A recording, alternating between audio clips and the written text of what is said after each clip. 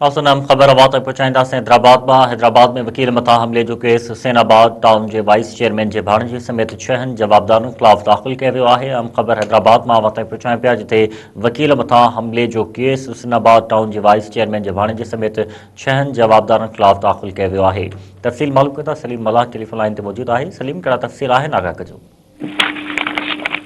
जी बिल्कुल, कासिमाबाद थाने ते town Hussainabad wise chairman जे भाणेजे समेत 6 जवाबदारनि के खिलाफ़ वकील ऐं हुनजे कज़न ते हमले जो केस दाख़िल किया वियो आहे।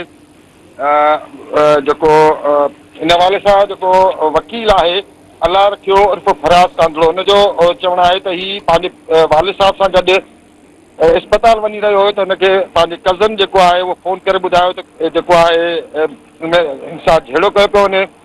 जेॾीमहिल ही उते पहुतो त उते जेको आहे हिन सां जेके जवाबदार हुया उहे विड़ी रहिया हुया। जॾहिं हिन छॾाइण जी कोशिशि कई त न, वकील जो चवणु आहे त हुनखे बि जेको आहे तशदुद जो निशानो बनायो ऐं फायरिंग कई वई। हिन जेका FIR दाख़िल कराई वई आहे हुन में जेको टाउन हुसैनाबाद जो वाइस चेयरमैन आहे हुनजो भाणे जो वकार डीशक धणी बख़्श डीशक सबूर समेत जेको आहे 6 ॼणनि खे नामज़द कयो वियो आहे ऐं FIR दर्ज कई वई आहे, जॾहिं त हिन वक़्त ताईं कंहिं क़िस्म जी का बि गिरफ़्तारी अमल में न आई आहे। जी सलीम मलाह, अवां जी महिरबानी तफ़सील ॾियण जे लाइ।